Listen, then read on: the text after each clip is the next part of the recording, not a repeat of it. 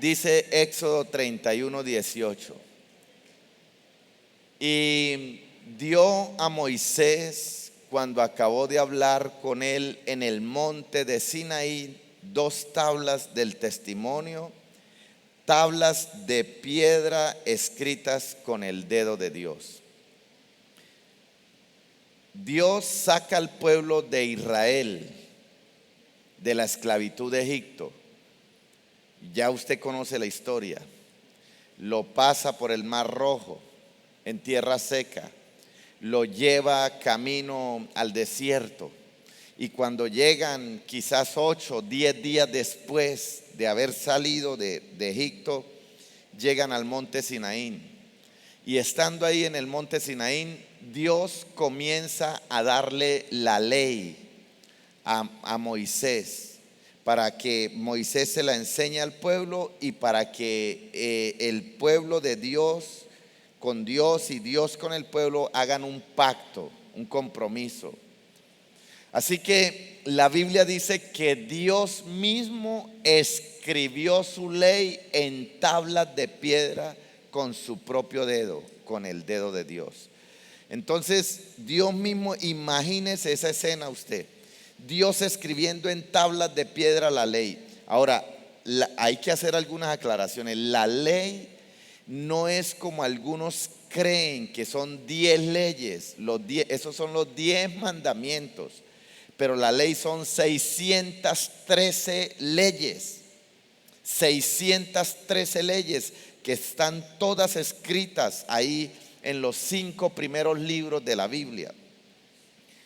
Y estas leyes Dios se las escribió a Moisés en tablas de piedra con su propio dedo.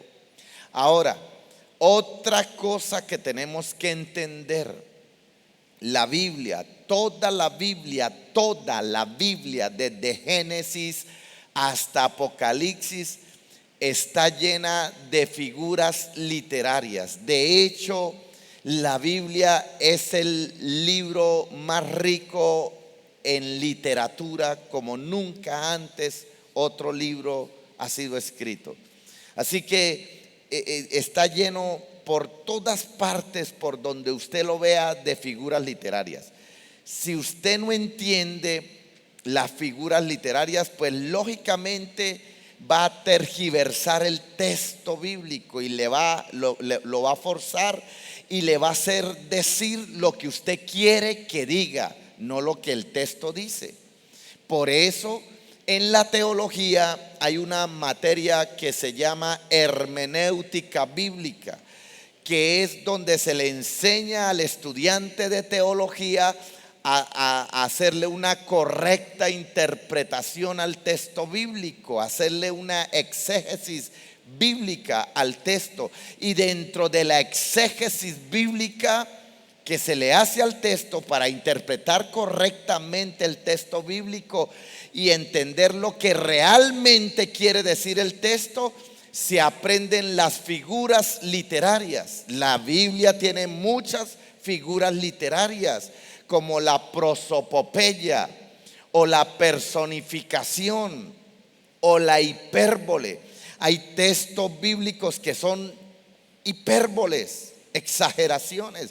Por ejemplo, hay un texto que dice que David tuvo hombres diestros para la batalla y tenía hombres diestros en la honda, que eran tan diestros en la honda que ellos le podían pegar al pelo de un camello a distancia de piedra. O sea, a unos 100 metros le pegaban al pelo de un camello.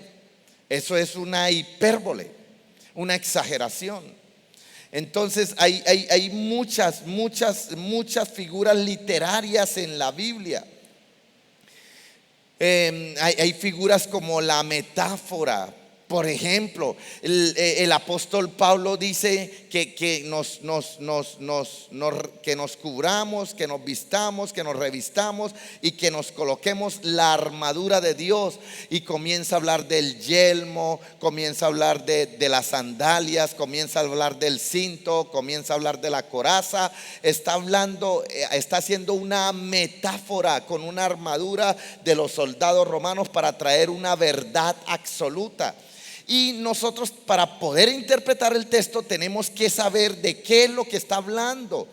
Entonces tiene figuras como el sarcasmo, por ejemplo, recuerdan cuando Elías está frente a los 450 falsos profetas y le dicen: vayan ustedes primero y ofrezcan ustedes primero porque ustedes son más.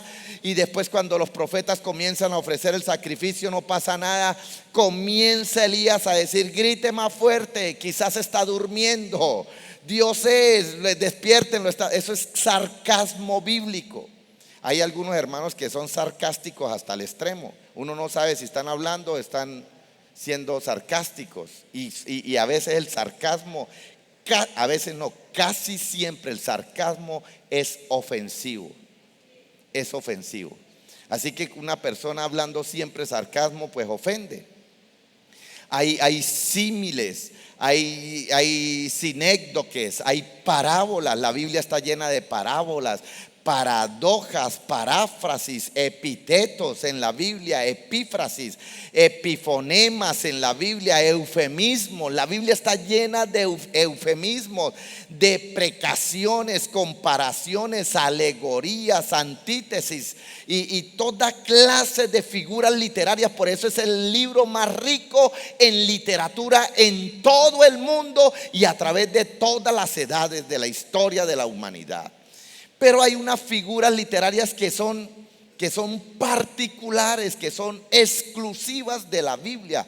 Por lo menos el antropopatismo. ¿Qué es el antropopatismo bíblico? Que se le atribuye a Dios sentimientos humanos, pero Dios no tiene sentimientos humanos. Por ejemplo, cuando en Génesis capítulo 6 dice el Señor: y se arrepintió Dios de haber creado al hombre. En otras palabras, la Biblia dice que Dios se arrepintió. Eso es una figura literaria que se llama antropopatismo. ¿Por qué? Porque Dios no tiene nada de qué arrepentirse. Si Dios se arrepiente, quiere decir que Dios la embarró. Y si Dios la embarró, quiere decir que Dios no es Dios, que Dios se equivocó. Solo que el escritor bíblico lo plasmó de esa manera para que la mente humana entendiera la gravedad del asunto. Pero Dios no se arrepiente de nada. Dios hizo su plan perfecto. Dios no tiene plan B, ni plan C, ni plan D, ni plan... No. Es el plan divino de Dios. Dios sabía de antemano que el hombre iba a fallar, que el hombre iba a pecar, que el hombre la iba a embarrar, que el hombre iba a caer, que el hombre no iba a poder solo y que Él era la única solución al problema y que Él en algún momento de la historia tenía que hacerse hombre para redimir al mismo hombre. Así que no es que Dios se arrepintió y entonces ya no, ¿por qué hice el hombre? Ahora mejor hubiera hecho animales, solo animales. ¿Usted me está entendiendo? ¿Me está entendiendo lo que le estoy diciendo? Se le atribuyen sentimientos humanos a Dios, pero Dios no tiene sentimientos humanos. Por ejemplo, la Biblia, ustedes dicen: no, Dios es amor y Dios es amor. Y entonces los homosexuales usan ese texto para decir: es que Dios es amor. Y Dios comparte el amor con todo el mundo y el amor libre. No es esa clase de amor de la que la Biblia está hablando.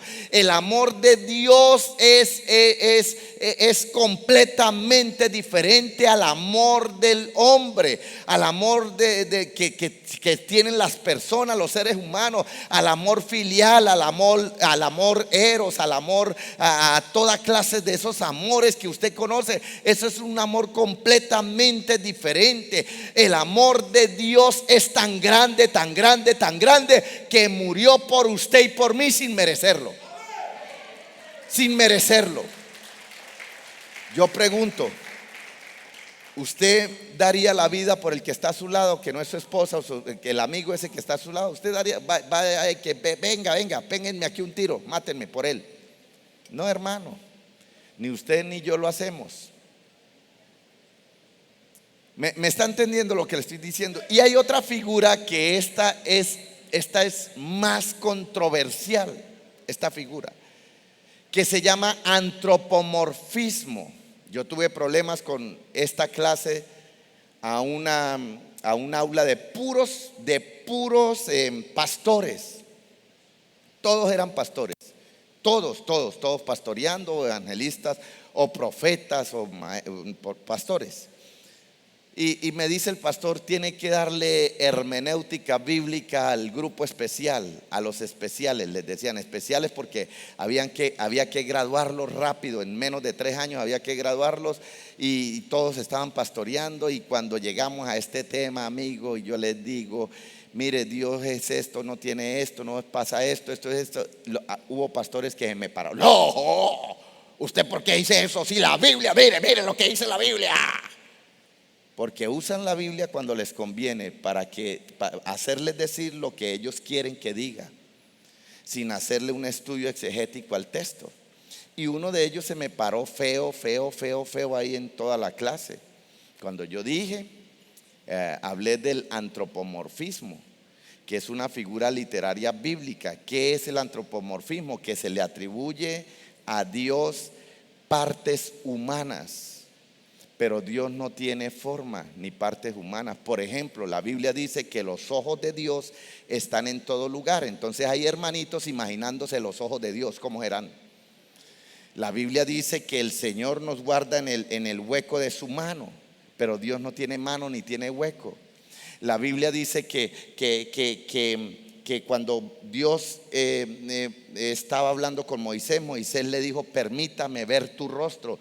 Y el Señor le dijo, no va a haber hombre que vea mi rostro y siga vivo. Yo voy a pasar y voy a pasar por un costado. Usted métate en la hendidura de la roca y solo verás mi espalda. Pero Dios no tiene ni rostro ni tiene espalda. La Biblia dice que los pies de Dios el mundo es el estrado de los pies de Dios, pero Dios no tiene pies. Usted está aquí conmigo. Dios no tiene ni ojos, ni pies, ni espalda, ni rostro. No tiene nada de eso, porque Dios es espíritu. La Biblia dice que Dios es espíritu. Dios está buscando adoradores que lo adoren en espíritu y en verdad, porque Dios es espíritu, y un espíritu es amorfo, sin forma. Por eso la Biblia dice que no te hagas imagen ni ninguna semejanza de lo que está arriba en el cielo, ni abajo en la tierra, ni debajo de la tierra. No te hagas imagen de nada de eso, porque ¿quién ha visto a Dios? ¿Está aquí conmigo? Así que cuando la Biblia dice que Dios escribió en tablas de piedra con su propio dedo, es una figura literaria. No es que el dedo de Dios está ahí. A ver, Moisés, hágase a un lado. Pero hay gente cabeza dura que dice, no, es que mire, la Biblia dice que Dios tiene dedos. Pues claro, si ellos quieren quedarse con eso, pues ¿quién lo saca de ahí? ¿Quién lo saca de ahí? Y ese era el problema con ese pastor.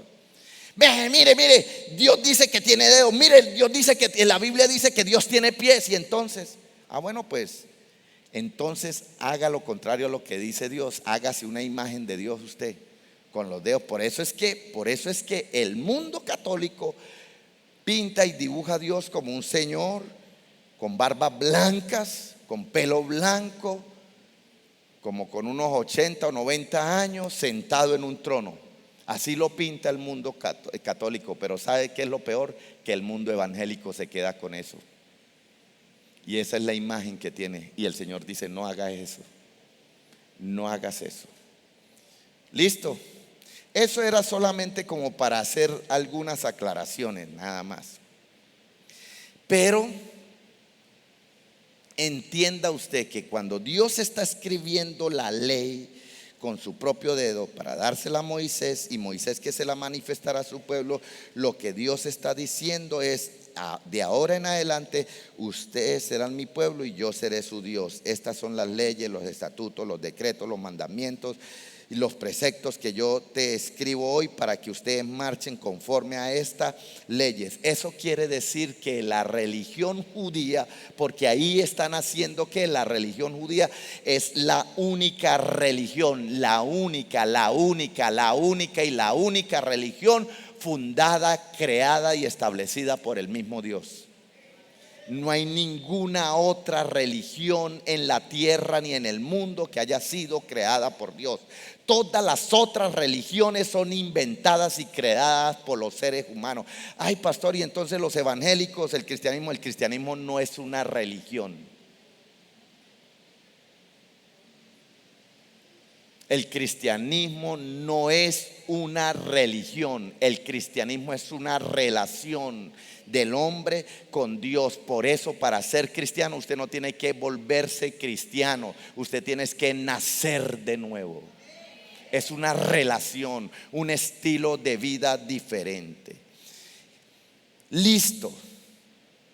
Dios escribe su ley con su dedo en tablas de piedra. ¿Por qué lo hace en tablas de piedra? ¿Por qué lo hace en tablas de piedra?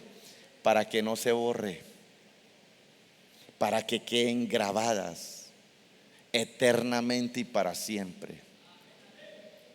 Por eso la escribe en tablas de piedra. ¿Y qué demanda la ley del antiguo pacto en el hombre? Ella enseña que hay dos requisitos: obediencia continua y obediencia en todas las cosas. En todas, sin excepción, en todas. Usted no puede obedecer a 512 leyes y fallar a una.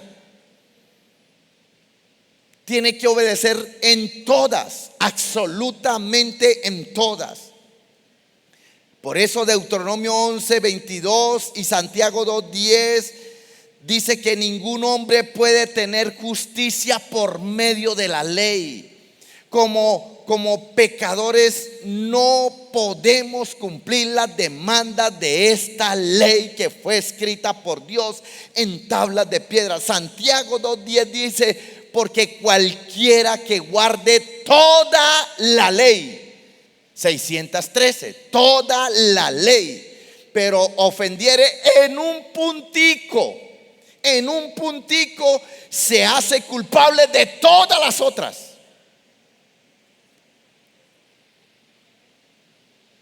¿Qué cosa, hermano?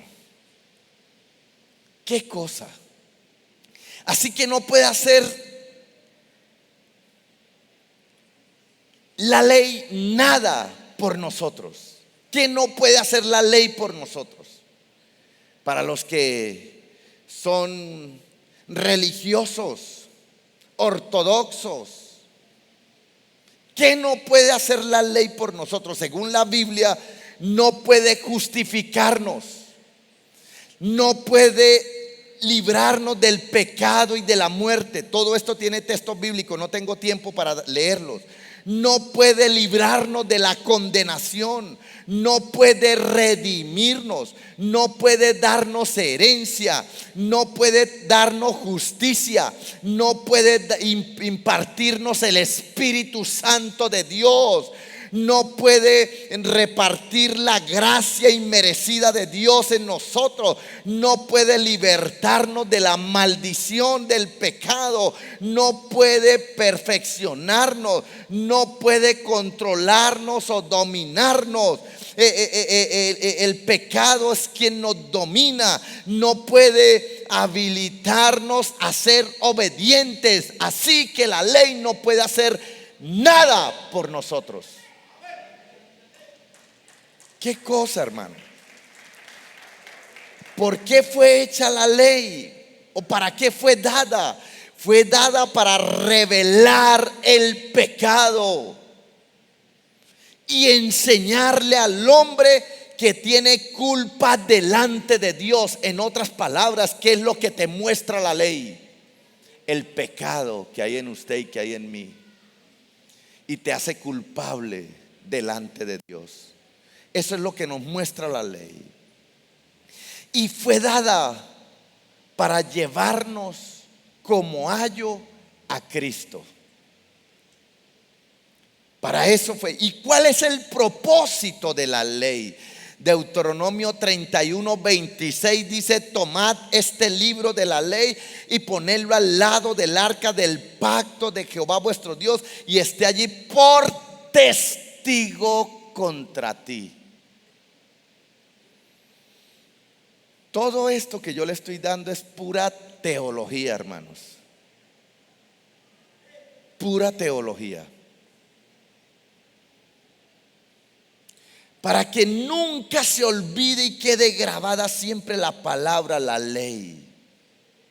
Por eso fue escrita en tablas de piedra. La ley siempre nos muestra el pecado y nos recuerda lo pecaminoso que somos. La ley siempre va asociada con un juicio.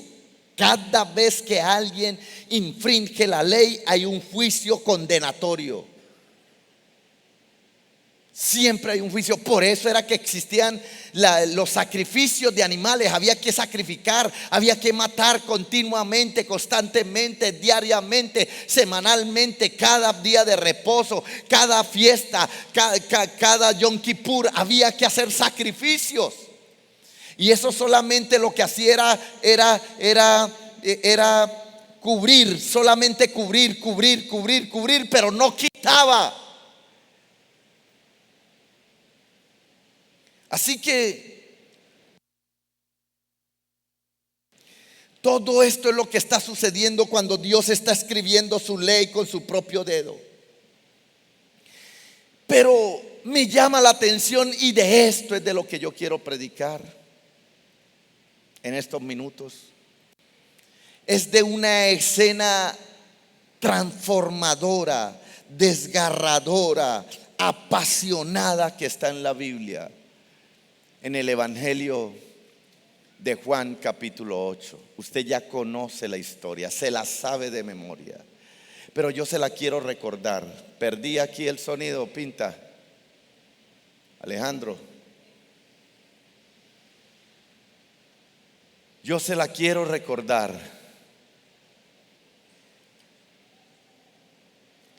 Juan capítulo 8. Présteme el micrófono.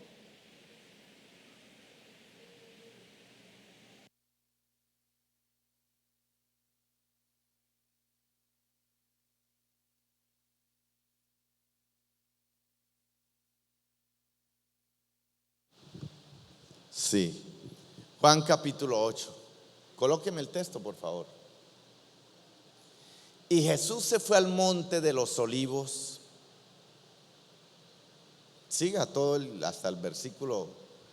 Y por la mañana volvió al templo. Y todo el pueblo vino a él. Cuando la Biblia dice y todo el pueblo vino a él, ¿eso qué es?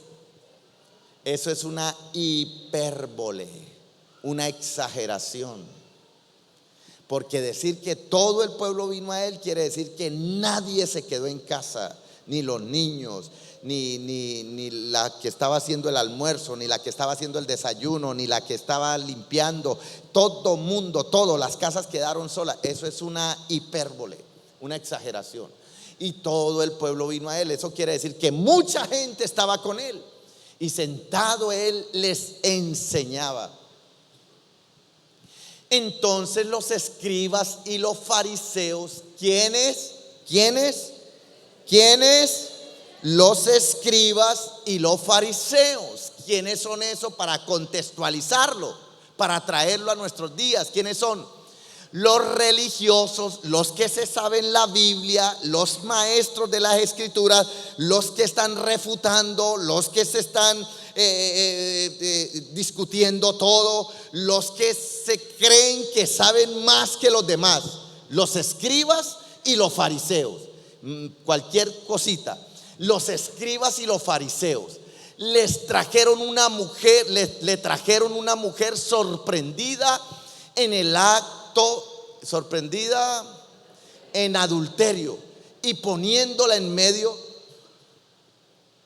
le dijeron: maestro, esta mujer ha sido sorprendida en el acto mismo de adulterio, y en la ley nos mandó Moisés apedrear a tales mujeres. Tú pues, ¿qué dice? Déjemelo ahí. ¿En los 10 mandamientos está esa ley? No, porque es que no son 10 mandamientos, son 613 mandamientos o leyes. 613 leyes. Y esta aparece, ahorita se la leo. Más Esto decían tentándole para poder acusarle, pero Jesús, inclinando hacia el suelo, escribía en tierra con el dedo. Ahí sí, porque es un hombre. Ahí sí está hablando del dedo, literalmente del dedo. Versículo 7.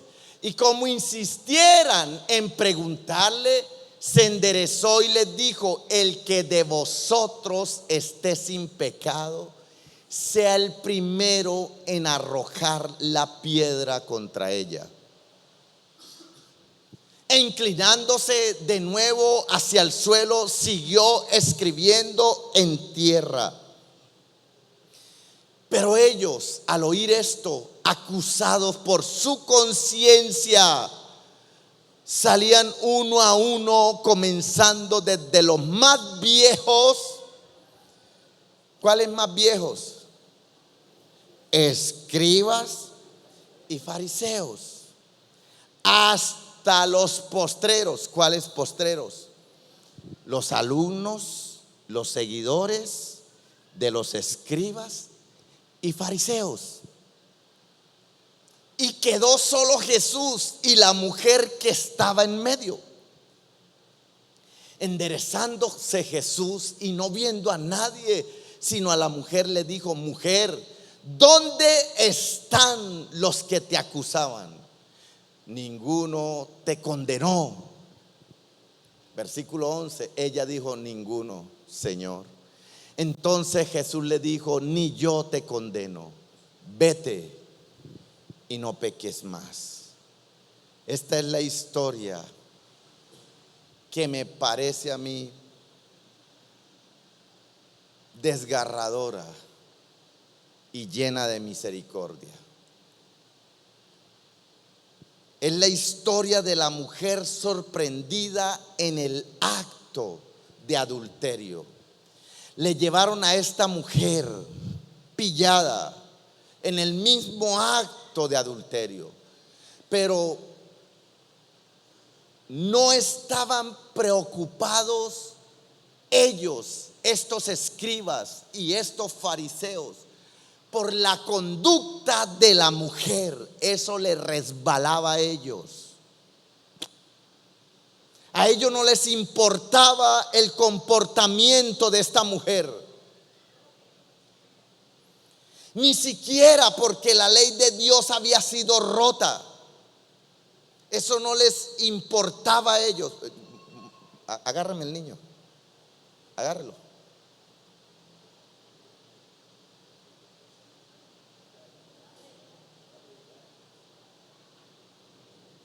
Si no me emociono yo solo aquí, ustedes emocionan allá con el niño.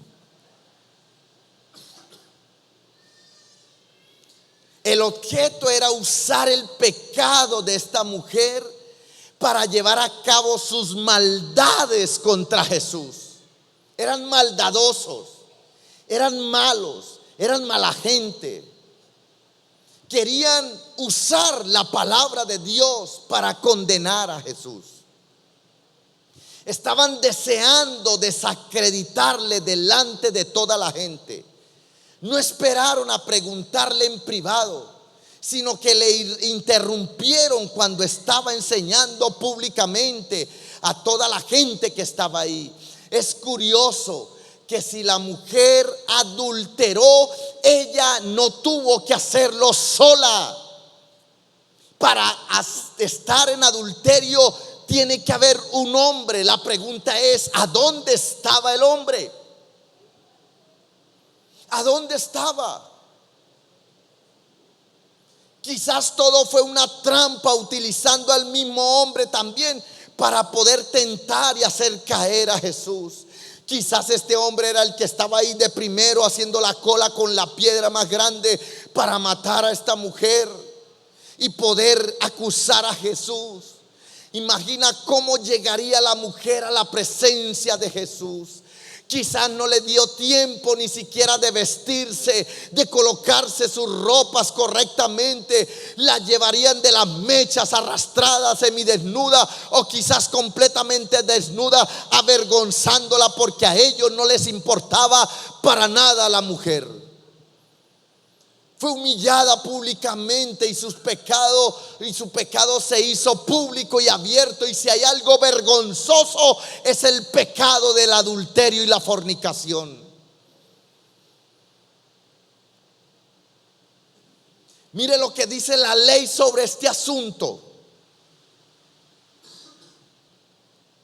Levítico 20:10. Y el hombre que cometiere adulterio con la esposa de otro hombre, el hombre que cometiere adulterio con la esposa de otro hombre, el que cometiere adulterio con la esposa de su prójimo, él adulteró, y la adúltera indefectiblemente han de ser muertos.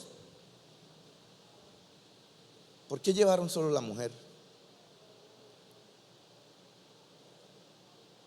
Si la ley decía que era el hombre y la mujer, los dos eran culpables, los dos eran pecadores. Deuteronomio 22:22 dice: cuando se sorprendiere alguna acostado con mujer casada con marido, ambos morirán. El hombre que se acostó con la mujer y la mujer, así quitará el mal de Israel. Ambos. Imagínese donde esta ley estuviera vigente hoy en día. Ay, ya, ya, ya, ya, ya, ya, ya, ya, ya, ya, ya.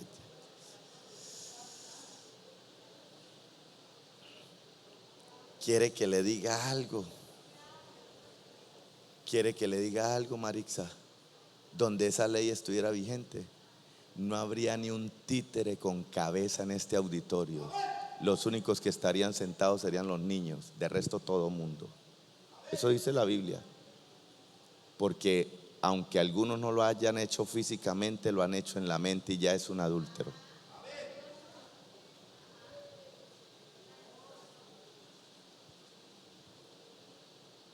A no ser que aquí haya algún fariseo o algún escriba religioso que se crea que levita. Todos la mirarían con ojos condenatorios.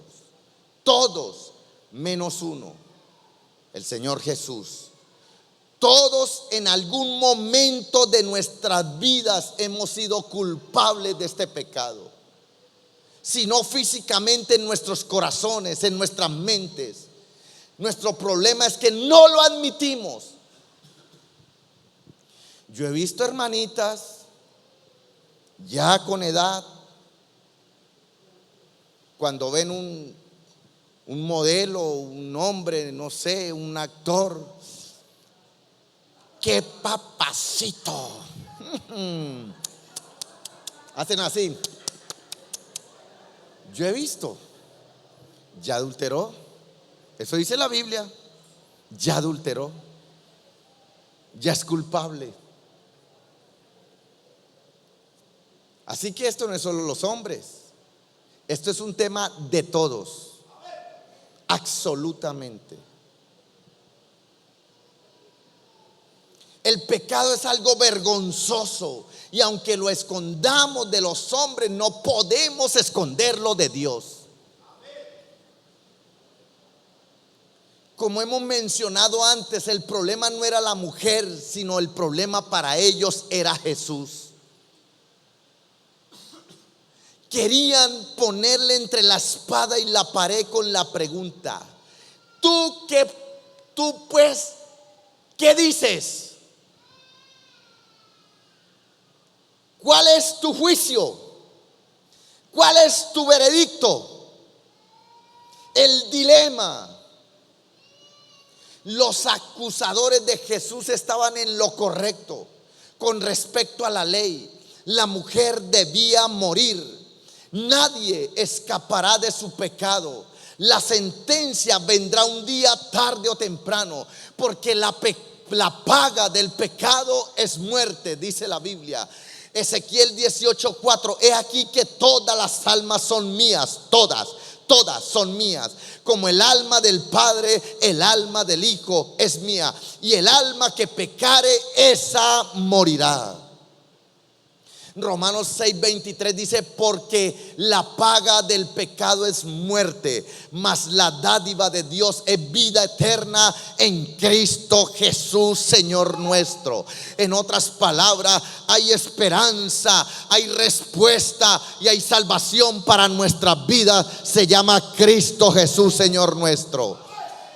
A Jesús le hicieron la pregunta trampa. A Jesús le colocaron una trampa. A Jesús le llevaron esto con malicia, con sedicia, con premeditación. A Jesús quisieron condenarle, matarle, acusarle, avergonzarlo públicamente. Pero Él conoce los corazones, Él lee las mentes, Él sabe las intenciones de cada corazón. Si decía que la dejara ir libremente, le acusarían de ir contra la ley de Moisés. Si decía tienen que apedrearla, donde quedaba su amor por los publicanos y pecadores, como era su enseñanza, el amor, el perdón, la reconciliación, ¿dónde quedaba esto? Así que lo habían puesto entre la espada y la pared. Los fariseos sabían que dijera lo que dijera, iba a caer, que de ahí no se les escapaba, que de ahí no se salía. Estos hombres son como muchos legalistas religiosos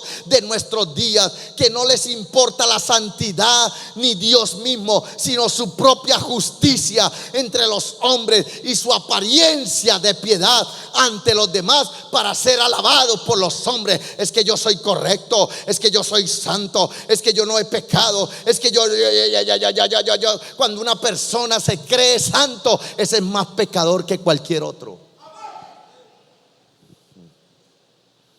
Eran estrictos en cuanto a la letra de la ley, pero sin vida, sin misericordia, sin compasión. Tengamos cuidado con señalar la paja del ojo ajeno y no veamos la viga que tenemos en nuestros propios ojos. Aquellos que con frecuencia condenan a otros y los señalan con el dedo acusador, casi siempre ellos son más culpables.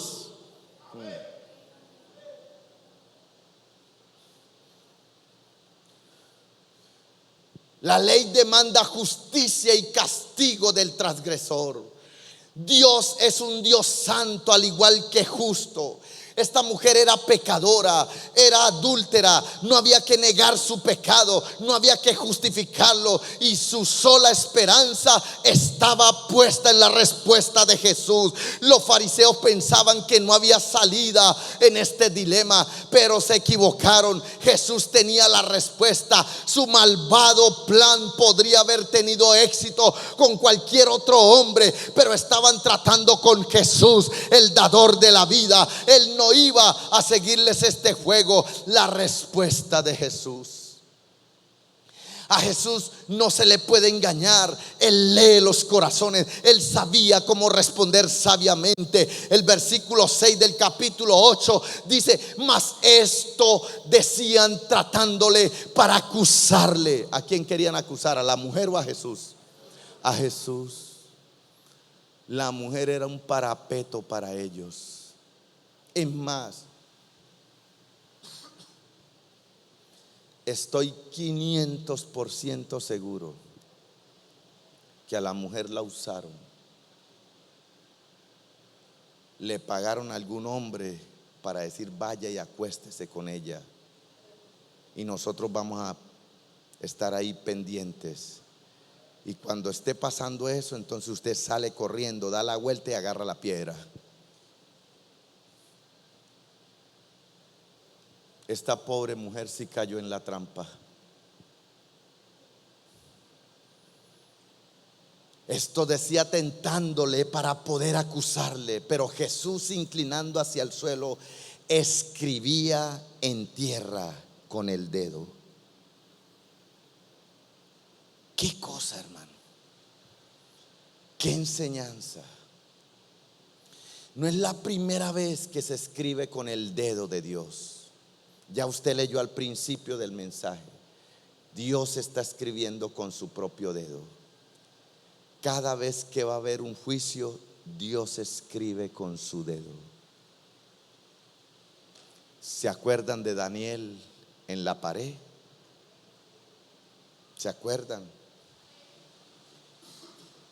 en Daniel 5:5. Belsasar, cuando vio la mano que venía de Dios escribiendo en la pared y mostrándole el juicio que vendría sobre él y sobre su reino. Por eso ellos, cuando Jesús se inclina, Jesús no estaba escribiendo en la tierra, Jesús estaba enseñando a todo el pueblo. Pero cuando ellos llegan a Jesús, rodean a Jesús, le colocan la mujer en el medio y la señalan, la acusan para poder tentarlo a él, entonces él los mira a todos y comienza a escribir en la tierra con su dedo. Ellos saben de qué qué es lo que está pasando ahí. Quizás usted no lo entienda, porque necesitamos entender un poco más la cultura hebrea, pero ellos sí entienden lo que está sucediendo. Así que durante más de 2000 años, grandes estudiosos de las escrituras han intentado descubrir qué fue lo que escribió Jesús, pero no han descubierto el misterio. Yo les voy a dar la respuesta después de 2000 años de estudios de teología.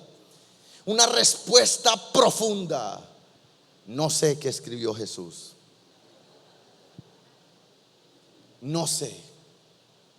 Lo que sí sabemos es que fuera lo que fuera que estuviera escribiendo, les llamó la atención de ellos. Los silenció a todos, les miró, les dirigió la mirada hacia lo que les estaba escribiendo. Jesús los estaba confrontando con sus propios pecados. Realmente lo que vemos acá con esta acción de Jesús cuando escribe en tierra es una señal legal, profética y mesiánica que mucha gente entiende o mucha gente no entiende, más bien. Es una señal profética, mesiánica. Ellos saben lo que significa escribir en tierra. Ellos saben qué es lo que les espera. Así que vean bien qué clase de personas fueron las que trajeron a la mujer adúltera a Jesús. Fueron los religiosos, los escribas, los fariseos, los que se sabían la ley, la Torá, las que la enseñaban, los que se creían la última Coca-Cola, los que se creían perfectos, los que se creían maestros, los que se creían que tenían derecho de juzgar, de señalar, de corregir, de refutar, de que esto es así, de que esto es así, de que esto no es así. Es esta clase de personas. Se le coloca frente a él y le exigen a Jesús un juicio, pero él se agacha y escribe en tierra. ¿Por qué hace esto Jesús? ¿Por qué no la mira a ella? ¿Por qué no responde inmediatamente a la pregunta que ellos le hacen? ¿Por qué sigue escribiendo en tierra? Nada de esto es casualidad, nada de esto es accidental. Todo tiene una explicación legal de las costumbres judías del primer siglo y antes de Cristo. Un mensaje profético profundo. Escribir en tierra era un acto legal. Jeremías 17:13 dice: oh Jehová, esperanza de Israel, todos los que te dejan serán avergonzados, y los que se apartan de mí serán escritos en el polvo de la tierra, porque dejaron a Jehová, manantial de agua viva. En contexto, este texto lo que está diciendo o significa es registrar públicamente el pecado, registrarlo públicamente, exponer la hipocresía, mostrar a quienes violan la ley, la palabra de Dios, mientras aparentan justicia. Cuando Jesús escribe en tierra, no está distraído, está cumpliendo una profecía profecía y aplicando un principio legal. Él no está escribiendo por escribir. Él está escribiendo algo que le llama la atención. Él no está escribiendo el pecado de la mujer. Él lo que está escribiendo es el pecado de cada uno de ellos, porque Él conoce el corazón de ellos. Él sabe de que ese que vino frente a Él es un adúltero también, que aquel es un hipócrita, que aquel es un falso, que aquel es un orgulloso, que aquel es un murmurador, que lo que hace es hablar y murmurar, que aquel es un desleal, que no sabe lo que significa la lealtad, que aquel es un mentiroso, que aquel es un tramposo. Él conoce los corazones y comienza a escribir cada uno de sus pecados y los confronta a todos ellos, porque después de que se escribe con el dedo de Dios, viene el juicio de Dios. Él está escribiendo los pecados de los acusadores. Por esa razón,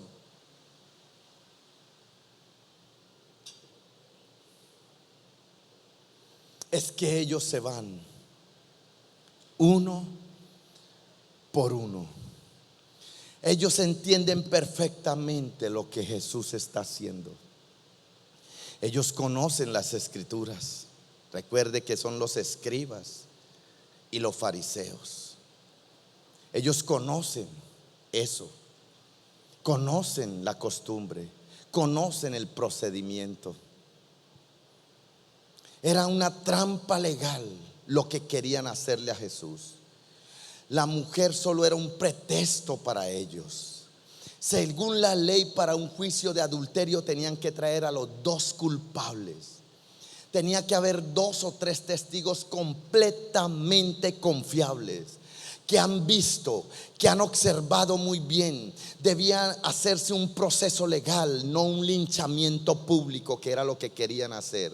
Eso dice Levíticos capítulo 20 versículo 10, el que leímos, y Deuteronomio 22:22. Pero los líderes religiosos no traen al hombre, no presentan evidencia, no buscan justicia. Lo que están buscando es que Jesús caiga, o que contradiga la ley de Moisés, o contradiga a Roma, o que contradiga en su defecto sus propias enseñanzas de amor, de perdón, de reconciliación, de redención. Cualquiera que fuera la respuesta para ellos, Jesús caería, Jesús no saldría de esa trampa. Pero la respuesta de Jesús es escribir nuevamente en la tierra. Cuando les hace la pregunta, cuando le hacen la pregunta, Jesús escribe en tierra. Y después se queda mirándolos a todos, y Él les hace otra pregunta, o les responde con una, valga la redundancia, una respuesta sabia del cielo. Y ellos no tienen respuesta para esto, y sigue Él escribiendo en tierra. Pero la respuesta de Jesús es escribir nuevamente en la tierra. Con esta acción los desarmó legalmente sin caer en la trampa de ellos. El juicio en el judaísmo del primer siglo, el polvo era escenario de un juicio simbólico. En caso de sospecha de adulterio, el sacerdote escribe el texto del juicio en un material que se podía borrar fácilmente.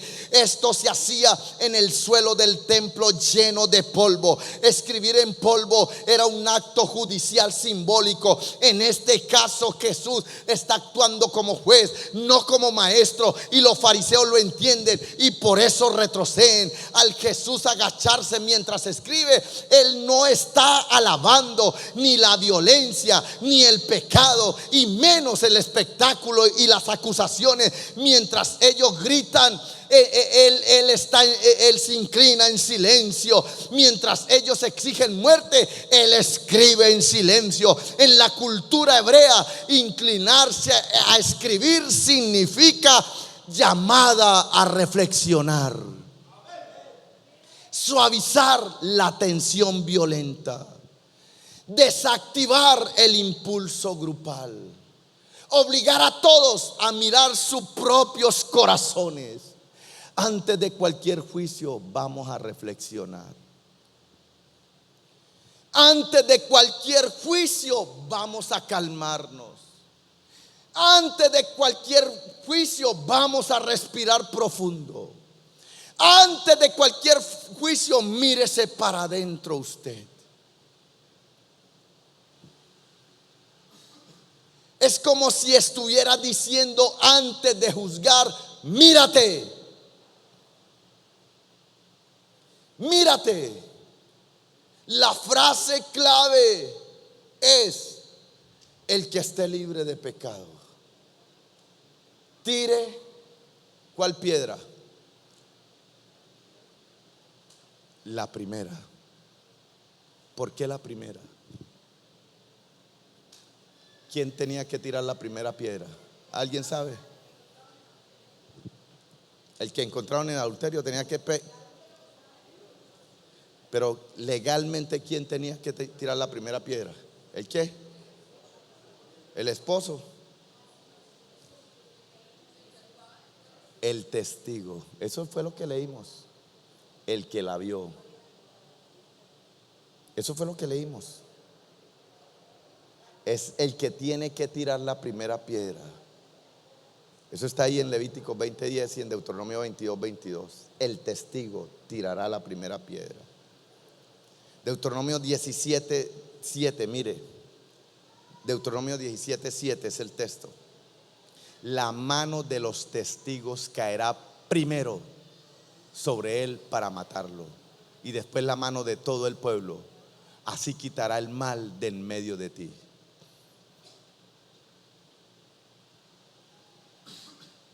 Pero si los testigos son corruptos, selectivos, parciales, la ejecución queda inválida.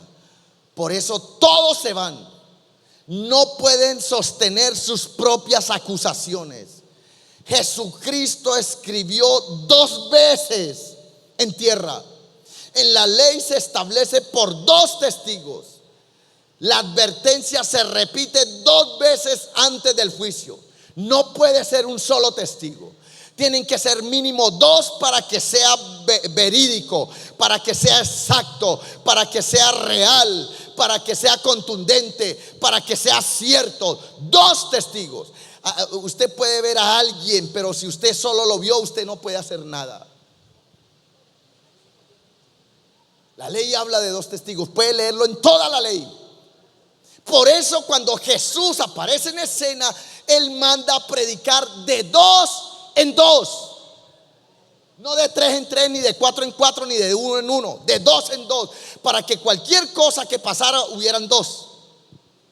Son 2 testigos. Y la ley habla de 2 testigos. En Génesis 41:32 dice: y al suceder el sueño a Faraón 2 veces, significa que la cosa es firme de parte de Dios y que Dios se apresura a hacerla. Es como si Jesús estuviera diciendo: doy testimonio verdadero, confirmo veredicto, confirmo el juicio, revelo hipocresía en ellos. Por eso se van desde los más viejos, los maestros, los expertos de la ley, los que enseñan, los que se las saben todas, los que pueden refutar, los que pueden pararse, los que pueden decir no es así, es como dice acá. Los maestros de la palabra, hasta los más jóvenes, los que le copian todo lo malo de estos expertos, los alumnos de ellos, los seguidores de ellos. Jesús no ignora el pecado, lo redime. Cuando todos se van, Jesús dice: nadie te condenó, ni yo te condeno. Vete y no peques más. Y aquí está la esencia del reino. no minimiza el pecado, no normaliza el pecado, no condena sin misericordia, no destruye a la persona, no convierte la ley o la palabra en arma. Él lo que hace es que restaura, reorienta, libera, liberta, trae esperanza, trae una segunda oportunidad y trae esperanza para su porvenir. La historia no es de una mujer culpable, sino de corazones que usan la verdad sin amor, la ley, la palabra sin justicia. La pregunta no es qué escribió Jesús en tierra, sino qué revelaría hoy si escribiera en el polvo de mi vida, en el polvo de tu vida. Quizás orgullo, religiosidad, rebeldía, murmuración, deslealtad, hipocresía, desobediencia, falta de misericordia. La historia no termina con una mujer perdonada, termina con una verdad que atraviesa todos los siglos. Delante de Jesús nadie puede esconder su pecado, pero todos pueden encontrar misericordia delante de Él. Los religiosos se fueron, los religiosos abandonaron el barco, los religiosos tiraron la toalla, porque ellos preferían tener razón antes que ser cambiados y transformados. La mujer se quedó y encontró vida, y vida en abundancia. Ahí está el verdadero contraste. Los que acusan siempre terminan yéndose. Los que reconocen su necesidad y falencia permanecen y ganan para siempre. Sin embargo, sus enemigos, al ver el silencio de Jesús, pensando que le habían pillado, insistieron en que contestara. ¿Qué hacía mientras tanto la mujer? Nada. Estaría postrada en el suelo esperando su sentencia de muerte, esperando su lapidación, esperando su primer piedradón. Así es. Bueno, usted me entendió. No abrió su boca para defenderse, porque realmente no podía negar lo que había hecho. Jesús se enderezó y le dijo: el que de vosotros esté sin pecado, sea el primero en arrojar la piedra contra ella. Jesús le descubre y les expone su propia hipocresía, su propio pecado. El dador de la ley quería que sus acusadores se dieran cuenta de que no eran los más dignos de forzar y reclamar la sentencia sobre esta mujer. Él era el único que podía tirar la primera piedra, porque era sin pecado, pero no lo hizo. Es muy curioso que Cristo no da más explicación y vuelve a escribir nuevamente en tierra. La reacción de los acusadores, uno por uno, comenzaron a irse, y Él levanta la cara, levanta la mirada, le dice: mujer, ¿dónde están los que te condenan? Yo no sé cuántas veces te han juzgado, te han señalado, te han hasta maldecido. Muchas veces con razón y otras sin razón. Pero ninguno aquí en la tierra, nadie aquí en la tierra, nadie puede hacer eso contigo. El único que te puede acusar y te puede condenar es el juez de jueces, nuestro Señor Jesucristo, quien murió por cada uno de nosotros. ¿Cuál fue la reacción de los fariseos y de los escribas? Soltaron la piedra y se fueron. ¿Cuál fue la reacción de la mujer? Quedarse al lado de Jesús. Ella no se fue. Quizás cualquier otra mujer no arrepentida, cuando escucha el sonido de las piedras que están cayendo al piso, se levanta y sale corriendo antes de que se arrepientan. Pero ella se quedó ahí, a los pies del Maestro. Por eso Jesús la llama y le dice: mujer, ¿dónde están los que te condenan? Ni yo te condeno. Él dice: ni yo te condeno. ¿Sabe por qué? Porque Él era el único que podía condenarla, y no lo hizo. Y no lo va a hacer contigo, ni contigo, ni contigo, ni contigo. ¿Sabe por qué? Porque Él siempre está con los brazos abiertos, esperando que tú te postres a los pies del Maestro, y vas a ganar. Pero aquellos que tiraron la piedra se fueron. Algún día, esos que se fueron tendrán que verse nuevamente cara a cara con Jesús. Que Dios nos ayude. Y termino con esto. Y después Pablo escribe en una de sus cartas: ahora ya Dios no escribe en tablas de piedra, sino que ahora escribe su ley en nuestros corazones. Ahora somos nosotros la palabra de Dios escrita con tinta de sangre y abiertas, cartas abiertas, para que todo el mundo nos lea y nos vea. Por eso tu testimonio habla más que 1000 palabras. Ponte de pie.